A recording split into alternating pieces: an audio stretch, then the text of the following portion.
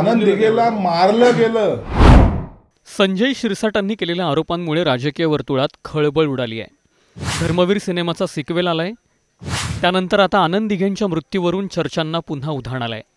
आनंद दिघे यांचा मृत्यू नेमका कशामुळे झाला, आताचे आरोप काय आणि या आरोपांमागची आतली बातमी काय, याची A to Z स्टोरी या व्हिडिओतून जाणून घेणार आहोत। त्यामुळे हा व्हिडिओ शेवटपर्यंत पहा आणि टाइम्स नाऊ मराठीच्या यूट्यूब चॅनलला सबस्क्राईब करायला विसरू नका।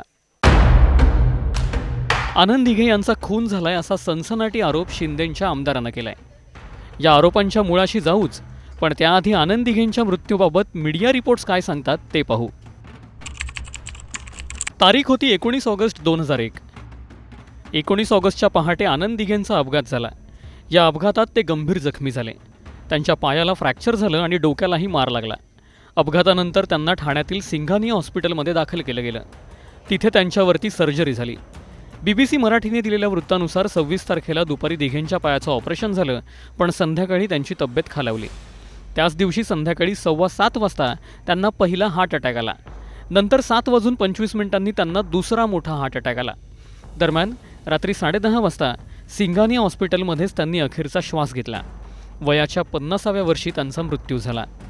त्यानंतर उद्धव ठाकरे यांनी सगळ्यांसमोर येऊन आनंद दिघेंच्या निधनाची माहिती दिली। आनंद दिघे आपल्यातून गेले असं उद्धव ठाकरेंनी सांगताच सिंघानिया हॉस्पिटलबाहेर असलेल्या दिघेंच्या चाहत्यांनी अख्खं सिंघानिया हॉस्पिटलच जाळून टाकलं असं सांगितलं जातं। दिघेंच्या मृत्यूनंतर ठाणे बंद ठेवण्यात आलेलं, पण त्यातही हजारो शिवसैनिक त्यांच्या अंत्यसंस्कारासाठी उपस्थित राहिले होते।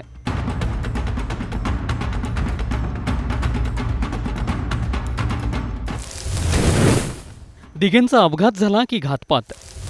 आनंद दिघे गणपतीच्या दिवसात पहाटेपर्यंत वेगवेगळ्या कार्यकर्त्यांना भेटी देत फिरत होते। अशाच एका भेटीसाठी कारमधून जाताना भीषण अपघात घडला। त्यांची कार आणि ST यांच्यात झालेल्या भयंकर अपघातात दिघेंना जबर जखम झाली असं पत्रकार सोपान बोंगाणे यांनी म्हटलंय। मात्र दिघेंच्या मृत्यूच्या अनेक वर्षांनंतरही त्यांच्या मृत्यूवरून गंभीर आरोप केले जातात। दिघेंचा मृत्यू, हत्या की फक्त राजकारण? हे वस्तुस्थिती आता यांना काय माहिती, तसा सीन तो आहेच, मुळात आहे। आनंद दिघेला मारलं गेलं हे अख्खा ठाणा जिल्हा जाणतोय। दुपारी होणारा डिस्चार्ज त्या आनंद दिघे साहेबांचा अचानक मारतात, बोलता चालता मारतात ताबडतोब, आणि त्याला अटॅक दाखवला जातोय। या सगळ्या गोष्टी काही कालांतराने म्हणजे लोकांच्या लक्षात येतात, पण कालांतराने पुढे येतील। डेड बॉडी घेऊन खरंच पळाले मुख्यमंत्री? अहो, ते आग लागली होती त्या हॉस्पिटलला, लोक मेले असते सगळे, हजारो पेशंट होते त्या दवाखान्यात, सिलेंडर घेऊन लोक जाळ्याच्या मार्गावर होते। त्या सगळ्याला वाचवण्याचं काम तिथल्या सर्व शिवसैनिकांनी केलं।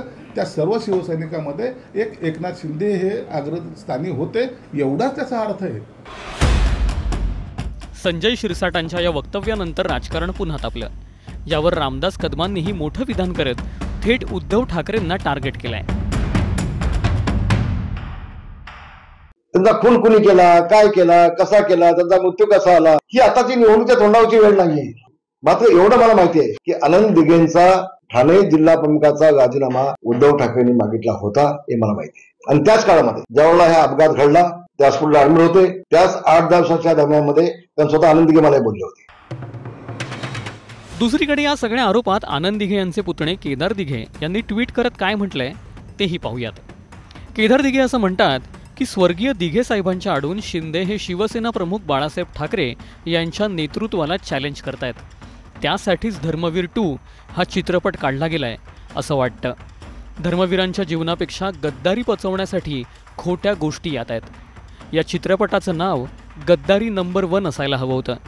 दिघे साहेब स्वप्नात येऊन शिवसेना पक्ष चोर असं कधीच सांगणार नाहीत। या चित्रपटात दिघे साहेबांच्या प्रतिमेचा गैरवापर शिंदेंनी केलाय।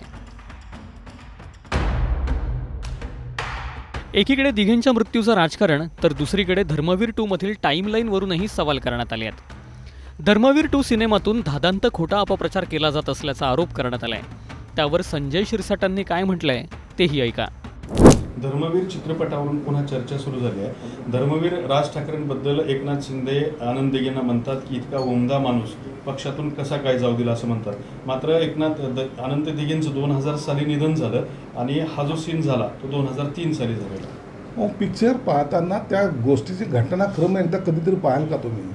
आणि त्याच्यामध्ये घटनाक्रमामध्ये तुम्ही जर पाहिलात तर एखाद्या वेळेला आनंद दिघे साहेब एकनाथ शिंदे साहेबांचं तुम्हाला स्वप्नात दाखवलं गेलेलं आहे, कधी त्यांच्याशी संवाद साधताना दाखवलं गेलेलं आहे आणि त्या संवादामधून हे डायरेक्टरनी त्या अँगलनी ते चित्रित केलेलं आहे. त्याला साल कोणतं वर्ष कोणतं असं संदर्भ लावून पिक्चर चुकीचा बनवला आहे असं जे काय प्रिडिक्शन करतायत ते मुळात चुकीचं आहे. आनंद दिघेंचा मृत्यू नेहमीच राजकीय वर्तुळात चर्चेत राहतो. निवडणुकांच्या पार्श्वभूमीवरती या चर्चांना अधिक महत्त्व प्राप्त होतं. आता सिनेमामुळे तर दिघेंच्या मृत्यूवरून उपस्थित केला जात असलेला संशय आणखी गडद होत जातो. पण त्यासोबत येतात आणखी काही महत्त्वाचे सवाल.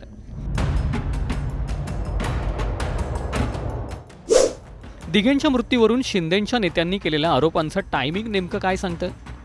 उद्धव ठाकरेंसोबत शिवसेनेत असताना दिघेंच्या मृत्यूला का चॅलेंज केलं गेलं नाही? दिघेंचा मृत्यू की घातपात यावरचे पुरावे का सादर केले जात नाहीत? धर्मवीर 2 सिनेमा दिघेंचा मृत्यू याचं फक्त राजकारण करण्याचा प्रयत्न होतोय का?